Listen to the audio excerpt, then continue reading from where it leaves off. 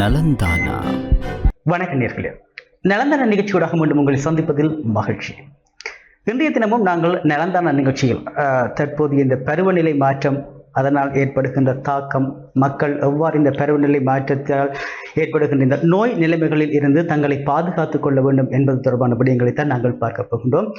இது தொடர்பான கருத்துக்களை பகிர்ந்து கொள்வதற்காக இன்றைய தினம் நமது கலையகத்துக்கு வருகின்றிருக்கின்றார் பருத்தித்துறை ஆதார வைத்தியசாலையினுடைய பொது வைத்திய நிபுணர் டாக்டர் சத்தியமூர்த்தி அவர்களை நாங்கள் இணைத்துக் கொள்ளலாம். வணக்கம் டாக்டர். வணக்கம். நாங்கள் இதற்கு முன்னர் நலந்தான நிகழ்ச்சியில் பல்வேறு நோய் நிலைமைகள், அதற்கான தீர்வுகள், மக்கள் எவ்வாறு தங்களை பாதுகாத்துக் கொள்ள வேண்டும் போன்ற விடயங்களை நீங்கள் கூறியிருக்கின்றீர்கள். நாங்கள் பார்க்கலாம், அதாவது அண்மைய நாட்களாக நாட்டில் ஏற்பட்ட இந்த காலநிலை மாற்றம் ஒரு பாரிய பாதிப்பை ஏற்படுத்தி இருக்கின்றது. இன்று வரை மக்கள் சில இடத்தங்கள் முகாம்களில் இருக்கின்ற ஒரு நிலைமையும் காணப்படுகிறது. நாட்டினுடைய சில பகுதிகளில், குறிப்பாக நாங்கள் பார்க்கலாம் இந்த தென்மராட்சி பகுதியில் இன்று வரை சிலர் இந்த இடைத்தங்கள் முகாம்களில் அல்லது உறவினர்களுடைய வீடுகளில் இருக்கின்றார்கள். ஏனென்றால் அவ்வாறு அவர்களுடைய இந்த வீடுகளை சுற்றி நீர் சூழ்ந்திருக்கின்றது. ஆனால் நாங்கள் பார்க்கலாம், இந்த நீர் தற்போது வடிந்து வருகின்ற இந்த காலகட்டத்தில் மக்கள் எவ்வாறான நிலையில் தங்களை பாதுகாத்துக் கொள்ள வேண்டும், இந்த நோய் நிலைமைகளில் இருந்து எவ்வாறான நோய் நிலைமைகள் மக்களை தாக்கக்கூடிய ஒரு சாத்தியக்கூறுகள் இருக்கின்றது? இது காலகட்ட இப்போதைய காலநிலைக்குரிய பொருத்தமான தலைப்பாகும். இப்போது நோக்குவோமானால் மழை விட்ட பின் ஏற்படுகின்ற தாக்கங்கள், அதனால் ஏற்படக்கூடிய தொற்று நோய்கள் என்பன இப்போது நமது வைத்தியத்துறைக்கு பெரும் சவாலாக உள்ளது. பொதுவாக மழை காலத்துடன் தொடர்புடையதாக நாங்கள் டெங்கு, எலிக்காய்ச்சல், லெப்டோஸ்பைரோசிஸ், டைஃபஸ் உன்னிக்காய்ச்சல், நெருப்பு காய்ச்சல், டைஃபாய்டு என்று கூறுகிறோம், அந்த ஹெப்படைட்டிஸ் மஞ்சள் காமாலை, மற்றது டயரியா, அதாவது வயிற்றோட்டம் முதலிய நோய்களானது மழை காலங்களில் கூடுதலாக ஏற்படுகின்றது. இதற்கு காரணங்களை நோக்குவோமானால், ஒன்று மழை காலங்களில் கூடுதலாக நீர் தேங்குவதால் டெங்கு நுளம்பானது பெருகுகின்றது. இது டெங்கு வைரஸை காவிக்கொண்டு செல்வதனால் மக்களுக்கு டெங்கு நோய் ஏற்படுகின்றது. அதனை தவிர எலிக்காய்ச்சல் இப்போது எங்களுக்கு பெரும் சவாலாக உள்ளது. இளம் மக்கள், அதாவது பொதுவாக இந்த 40 தொடக்கம் 20 தொடக்கம் 50 வயது வரைக்குரிய இதனால் எதிர்பார்த்ததை விட இந்த இறப்பானது ஒரு இளம் மட்டங்களில் ஏதாவது ஒரு மருத்துவ வேறு, அதாவது நாங்கள் சொல்லுவோம் கோமோபிட்னு சொல்லி டயபிட்டிஸ் நோய்கள் இல்லாமல் இளம் மட்டத்தில் நோயானது கூடுதலாக ஏற்பட்டுள்ளது. இதற்கும் அதிகரித்த இந்த வெள்ளப்பெருக்கு, வெள்ள நீர் வடிந்தோடாமல் கான்கள் அடைபட்டு கிடப்பது, இதனால் லெப்டோஸ்பைரா என்ற பாக்டீரியா கிருமியானது கூடுதலாக மக்களுக்கு சென்றடைந்து அதன் மூலம் இக்காய்ச்சலானது ஏற்படுகின்றது. மூன்றாவது நோக்கம் டைஃபஸ் உன்னிக்காய்ச்சல். அதுவும் இப்போது நோயானதும் கூடுதலாக மக்களிடையே காணப்படுகின்றது.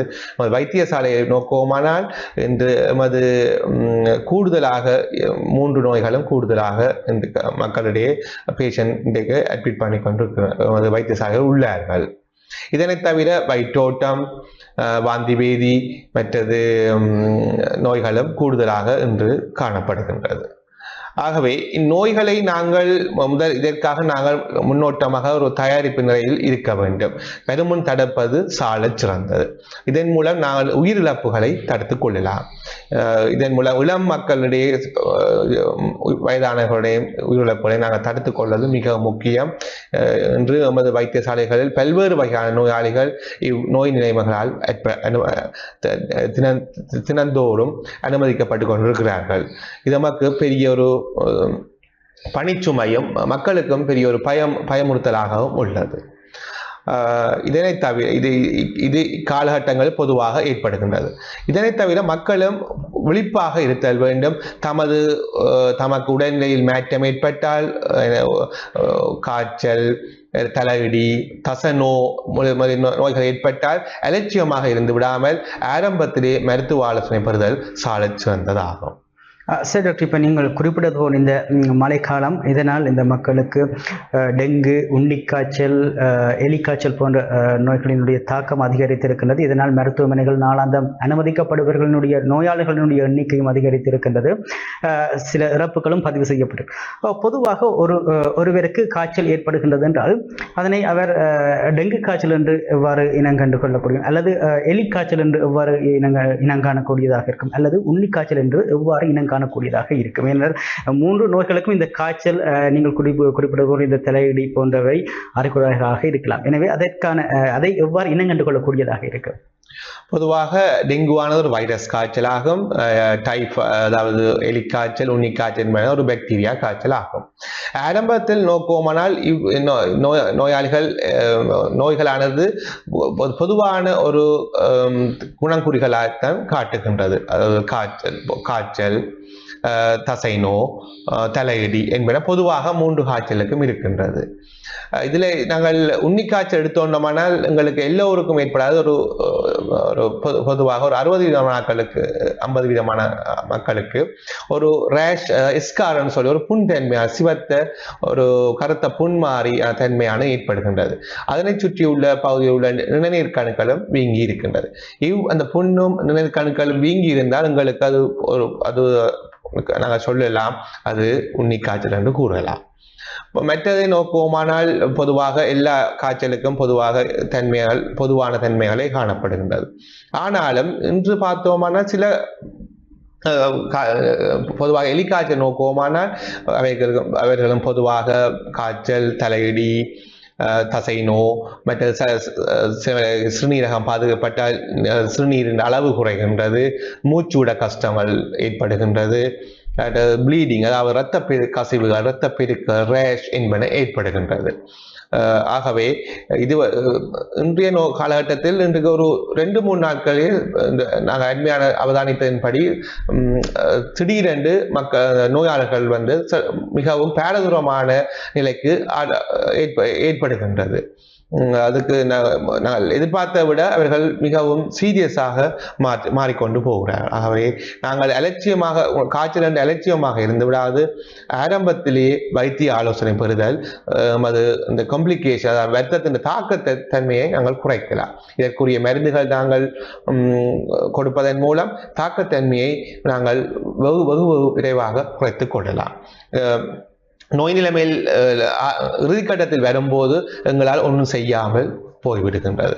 ஆகவே மற்ற நோயாளர்கள் தங்களுடைய காய்ச்சல் எத்தனை நாள் ஏற்படுகின்ற என்பதை உறுதிப்பட நமக்கு அறிவிக்க வேண்டும். வரும்போது 1 நாள் 2 நாள் கூறாது, தங்களுக்கு எத்தனை நாள் இந்த நோய் ஏற்படுகின்ற இந்த உண்மைத்தன்மையை கூறும்போது எங்களுக்கு அவர்களை வைத்தியம் செய்வதற்கு இலகுவாகவும் வேகமாகவும் நாங்கள் செய்யக்கூடியதாக உள்ளது. டெங்கு காய்ச்சல் நோக்கமானால் இது பொதுவாக எல்லோருக்கும் தெரியும். இது பொதுவாக காய்ச்சல், தலையடி, சத்தி, கண்ணுக்கு பின்னாலான நோய், ரிட்ரோபிட்டல் பெயின் சொல்லுவோம். கண்ணுக்கு பின்னால் நோய் ஏற்படுகிறது. சில பேருக்கு புள்ளிகள், சிவத்த புள்ளிகள் ஏற்படுகின்றது. சில பேருக்கு இரத்த கசிவுகளும் ஏற்படுகின்றது. இது பொதுவான ஒரு தன்மையாக காணப்படும் டெங்கு காய்ச்சல். இவ்வாறான தன்மைகள் காணப்பட்டாலும் நீங்கள் வைத்திய ஆலோசனை பெறுதல் மிக முக்கியமானது. நீங்கள் எப்போதும் வைத்தியசாலைக்கு செல்லலாம், உங்களுடைய வைத்தியர்களுடைய ஆலோசனை பெறலாம். உங்களுக்கு ஏதாவது நோய் நிலைமை உடம்பில் மாற்றம் ஏற்படும் போது தயங்காது உடனடியாக நீங்கள் சிகிச்சை எடுத்தல் சாலச் சிறந்தது. இதனை தவிர நாங்கள் நமது சுற்றுப்புறத்தை நாங்கள் கவனமாக சுத்தமாக பேணல் வேண்டும். சுத்தம் சுகம் தரும் என்று கூறுகின்றோம். அதாவது ஆரோக்கியமான வாழ்வைக்கு சுத்தமாக இருத்தல் மிகவும் முக்கியம். நாம் வீட்டு உட்புறத்தை மட்டுமல்ல, வெளிப்புறத்தை, நமது ஊரை மிகவும் சுத்தமாக வைத்திருத்தல் வேண்டும். கான்கள் என்பனவற்றை நாங்கள் தகுந்த அளவில் நீர் ஓடத்தக்கதாக நாங்கள் பராமரித்தல் வேண்டும். இல்லாவிடில் அதில் நாங்கள் தண்ணி தேங்குவதன் மூலம் பல்வேறு வகையான நோய் நிலைமைகள் ஏற்படுகின்றது. பொதுவாக எலிக்காய்ச்சல் நோக்குவோமானால் அந்நோயானது எலி, மாடு, ஆடு, பன்றிகளின் சிறுநீரானது தண்ணியோடு கலப்பதன் மூலம் நமக்கு ஏதாவது சின்ன காயங்கள் ஏற்படுவதன் மூலம் அதன் மூலம் எங்களுக்கு உடலில் செல்கின்றது. அல்லது தண்ணீரை நாங்கள் குடிக்கும் போது வாய், மூக்கு, அந்த சுவாச மேற்பரப்பு தோல் மூலம் அது நமக்கு தொற்றுகின்றது. ஆகவே மிகவும் அவதானமாக இருத்தல் வேண்டும்.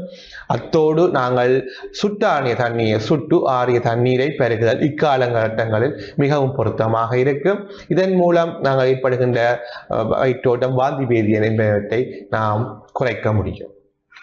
தொடர்ந்தும் சிறிய இடைவெளி தொடர்ந்து நாங்கள் இணைந்திருப்போம்.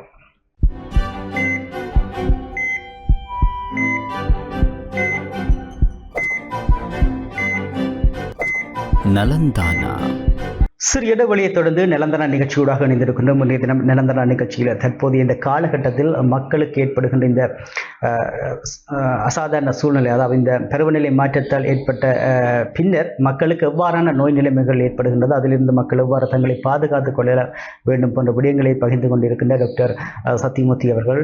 சரி டாக்டர், இப்போ இதற்கு முன்னர் மக்களுக்கு ஏற்படுகின்ற இந்த டெங்கு காய்ச்சல், எலிக்காய்ச்சல், உன்னிக்காய்ச்சல், அதிலிருந்து எவ்வாறு தங்களை பாதுகாத்துக் கொள்ளலாம் போன்ற விளக்கங்களை நீங்கள் கூறியிருக்கின்றீர்கள். பொதுவாக நீங்கள் கூறுகின்றது இந்த எலிக்காய்ச்சலால் இளம் வயதினர் அதாவது இந்த 20 to 40-50 வயதுக்குட்பட்டவர்கள் பாதிக்கப்படுகிறார்கள். அதே போன்று நாங்கள் பார்க்கலாம், இந்த தற்போது இந்த நீர்நிலைகள் வடிந்து வருகின்ற இந்த காலகட்டத்தில் மக்கள் தங்களுடைய வீடுகளில் எவ்வாறான சுகாதார பராமரிப்புகளை மேற்கொள்ள வேண்டும்? கட்டாயம். நாங்கள் மது உட்புறத்தை, அயல்புறத்தை சுத்தமாக வைத்திருத்தல் வேண்டும். நான் முதலே கூறியது போல் எங்களுக்குரிய கிருமி தொற்றுக்குரிய சாத்தியக்கூறுகள் அசுத்தமான இடங்களில் கூடுதலாக காணப்படுகின்றது. முதலாவதாக நாங்கள் பருகு நீரில் மிகவும் முக்கியமாக இருத்தல் வேண்டும். இப்போதைய காலகட்டங்களில் பல்வேறு நீர்நிலைகள் அசுத்த நீரோடு கலந்திருக்கின்றது. வீடுகளில் வெள்ளம் வந்துள்ளது, நீர்நிலைகள், கிணற்றில் அசுத்த நீரான கலந்துள்ளது. ஆகவே இது மிகவும் முக்கியம். எல்லோரும் கொதித்து ஆறிய தண்ணீரை பருகுதல் வேண்டும். இதன் மூலம் நீரில் மூலம் ஏற்படுகின்ற கிருமி தொற்றுகளை பெருமளவில் குறைத்துக் கொள்ளலாம். அதனை தவிர நாங்கள் வயல், உதாரணமாக பார்ப்போமானால் விவசாயிகள் வயலுக்கு போகும்போது தகுந்த பாதுகாப்பான உடைகளை அணிதல் வேண்டும். பொதுவாக பூட்ஸ்கள் இப்போது காணப்படுகின்றது. காலை மறைக்கக்கூடிய அளவில் பூட்ஸ் அணிவதன் மூலம் காலில் உள்ள புண்களின் மூலம் நோய்கள் என்பன ஏற்படுவதை தவிர்த்தல் முடியும். பொதுவாக ஒரு எலிக்காய்ச்சல் என்பன சிறு காயத்தின் மூலமாக ஏற்படுகின்றன. வயலுக்கு போகும்போது அங்கே அசுத்த நீர் இருக்கு, அதன் மூலம் அவருக்கு நோய்கள் ஏற்படுகிற சாத்தியக்கூறு அதிகம். ஆகவே தகுந்த அணிவதன் மூலம், தகுந்த வகையான மது பாதுகாப்பான முறைகள் மூலம் இதனை தடுக்க முடியும். வருங்காலுடன் நடத்தல் தவிர்க்க வேண்டும். எப்போதும் செருப்போ சப்பாத்தோ என்பதை அணிவதன் மூலம் இதனை தவிர்த்துக் கொள்ளலாம். இதனை விட நாங்கள் சேறு தண்ணியும் ஒரு பெரும்பாலான ஒரு ஆபத்தான ஒரு கிருமி தொற்றுக்குரிய இடமாகும். சேறுகளில் நடக்கும் போது, தண்ணி நடக்கும் போதும் நாம் தகுந்த அளவில் நமது பாதணிகளை அணிய வேண்டும். இதன் மூலமும் நமது கிருமி தொற்றுக்குரிய இதனை நாங்கள் தவிர்த்துக் கொள்ளக்கூடியதாக உள்ளது. இதனை தவிர நாங்கள் எமது அயலிலோ எமது ஊரிலோ கான்கள் என்பனவற்றை தகுந்த முறையில் நாங்கள் பராமரிக்க வேண்டும். அதன் ஓடும் நிலையில் நீரானது ஓடும் நிலையில் வைத்திருக்க வேண்டும். இதன் மூலம் சிறந்த ஓட்டத்தின் மூலம் தேவையற்ற நீரான தேங்குவதை தடுத்தல் முடியும். இதன் மூலம் நாங்கள் எமது காவியலுக்குரிய இடங்களையும் குறைக்க முடியும். சரி டாக்டர், இப்போ நாங்கள் பார்க்கலாம், அதாவது இந்த சீரற்ற காலநிலையின் பின்னர் பொதுவாக பலர் ஒரு பொது இடங்களில், அதாவது பாடசாலைகளில் அல்லது ஆலய மண்டபங்களில் பலர் ஒன்றாக இருக்கின்ற ஒரு சந்தர்ப்பம் இருந்தது. தற்போது அவர்கள் தங்கள் வீடுகளுக்கு செல்கின்றார்கள். என்னென்றால் காலநிலை மாற்றம் ஓரளவு சீராக இருப்பதால். ஆனால் மீண்டும் இந்த காலநிலையில் மாற்றம் வருகின்ற பொழுது, மீண்டும் ஒரு தாளமுக்கம், இவ்வாறான ஒரு மழை வெள்ளம் வருகின்ற பொழுது அவர்கள் மீண்டும் ஒரு இடத்தில் பலர் ஒன்றாக இருக்கின்ற ஒரு சந்தர்ப்பம் வரப்போகின்றது. அப்போது மக்கள் எவ்வாறான, அதாவது பலரும் ஒரு கழிப்பறையை பயன்படுத்துகின்ற சந்தர்ப்பம், அந்த நீர்நிலைகள் ஒன்றாக அவர்கள் இருக்கின்ற ஒரு சந்தர்ப்பம் இருக்கும். இதன் போது மக்கள் எவ்வாறான சுகாதார பழக்க வழக்கங்களை கடைபிடிக்க வேண்டும்? முக்கியமான கேள்வியாகும். கடந்த புயலின் போது எமது மாவட்டத்தில் சிறப்பாக எமது மாவட்ட செயலர் மூலம் எல்லோரும் சிறப்பாக பணியாற்றுவதன் மூலம் பல்வேறு வகையான இழப்புகளை நாங்கள் தடுக்கக்கூடியதாக உள்ளது. சிறந்த ஒரு முயற்சியாக காணப்பட்டது. அதற்கு சிறந்த திட்டமிடல் எப்போதும் முக்கியமானதாக காரணம். சரியான திட்டமிடல் மூலம் நாங்கள் நோய்கள் வருவதனை தடுத்தல் முடியும். ஆகவே இப்போது ஒரு பிரிவுக்குரிய MOH அவர்கள் சிறப்பாக பணியாற்றுகின்றார்கள். அவர்கள் இதற்குரிய தகுந்த குடிநீரை எல்லோருக்கும் விநியோகிக்கின்றார்கள். இதனை தவிர அவர்கள் மக்கள் அறிவுறுத்தப்படுகிறார்கள். அவர்கள் மூலம் மக்கள் அறிவுறுத்தப்படுகின்றார்கள். எவ்வாறு எமது கழிவுகளை அகற்ற வேண்டும், எவ்வாறு நாம் எமது உடல்நிலையை பேண வேண்டும், எவ்வாறான முறையில் நாங்கள் சுற்றாடலை நாங்கள் பேணல் வேண்டும் என்பன பற்றிய அறிவுறுத்தல்கள் அவர்களுக்கு கொடுக்கப்படுகின்றன. இதன் மூலம் கூடுதலாக மக்கள் அதனை விளங்கி அதனை பின்பற்றுகின்றார்கள். எல்லோரும் அதனை பின்பற்றுதல் வேண்டும். இதன் மூலமும் நாம் சிறந்த சுகாதாரத்தை நாங்கள் பேணிக்கொள்ள முடியும். உதாரணமாக கொள்வோமானால், நாங்கள் இது ஒரு பெரிய துன்பம். எல்லோரும் ஒரு இடத்தில் குழுமி இருக்கும் போது பொதுவாக நாங்கள் கழிப்பறைகளை பாவிக்க வேண்டும். அதனை நாங்கள் ஒரு முறை அடிப்படையில் எல்லோரும் எப்படி துப்புரவாக வைத்திருப்பது என்பது அங்கே உள்ள எல்லோரு மக்களும் தாங்கள் ஒரு டேர்ன் அதாவது முறை அடிப்படையில் அதனை கிரமமாக பராமரிக்க வேண்டும். கழிவுகளை தகுந்த முறையில் பொருத்தமான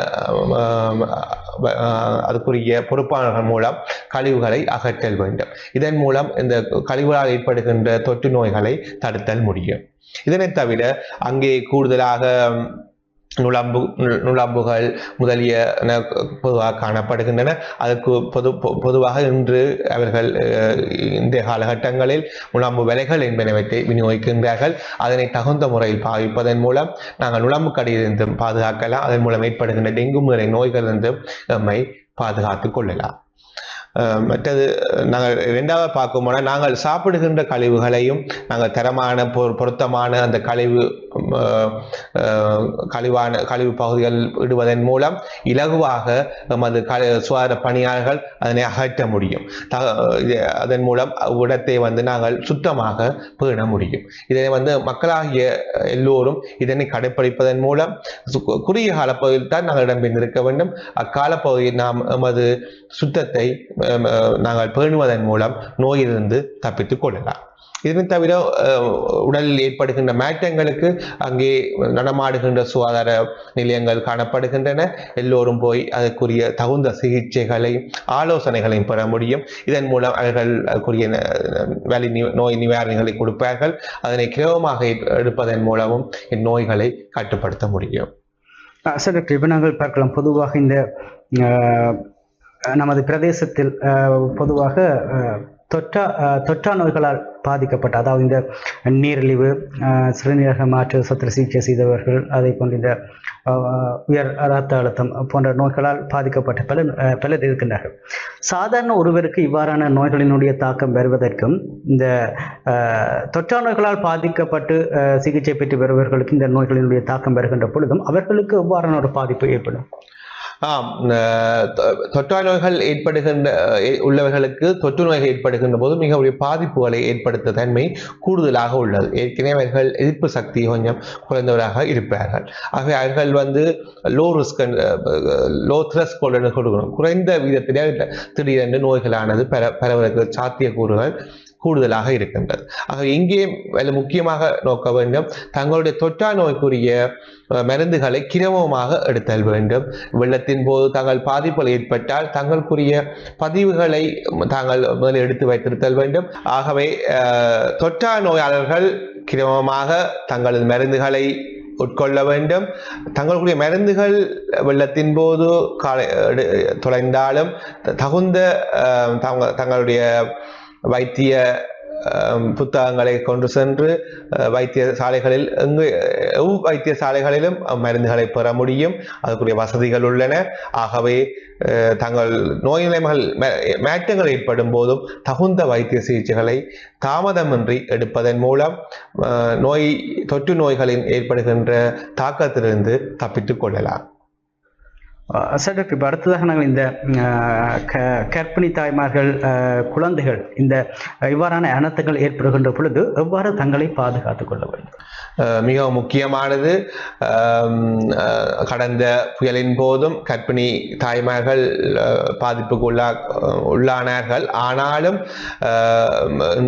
எமது வைத்திய சுகாதார சேவைகளும் மற்ற எமது மாவட்ட செயலர்கள் எல்லோரும் சேர்ந்து தகுந்த பராமரிப்பின் மூலம் தகுந்த நிலையங்களை திறந்து, அதாவது MOH ஆஃபீஸ் தகுந்த பாடசாலைகளோ அவைகளை தங்க வைக்கப்பட்டு அவர்களுடைய சகல வசதிகளும் செய்து கொடுக்கப்பட்டது.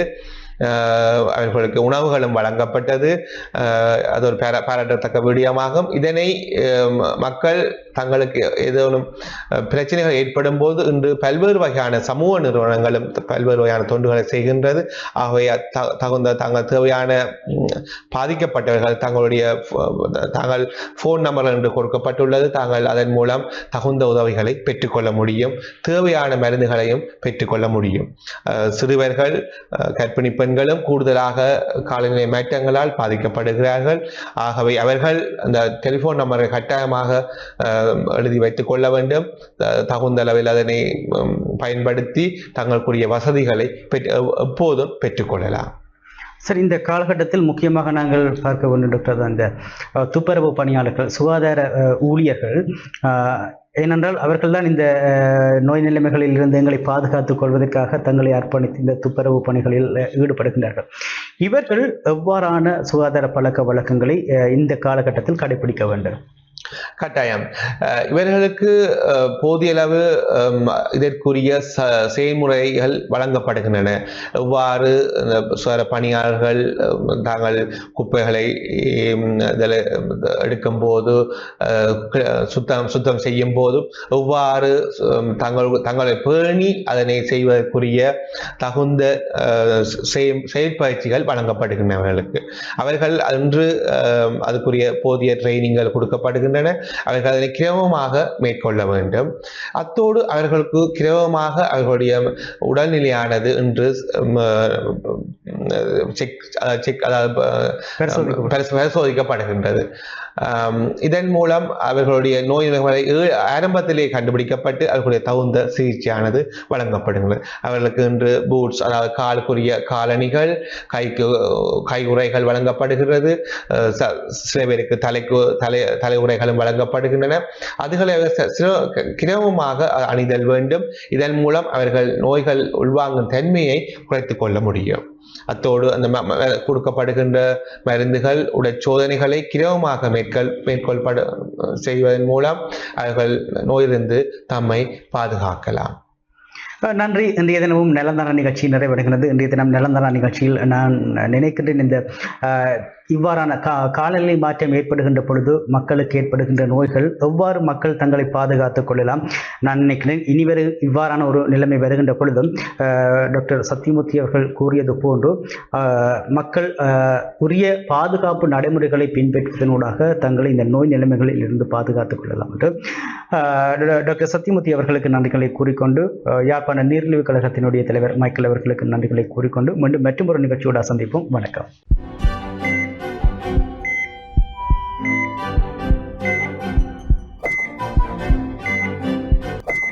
நலந்தானா.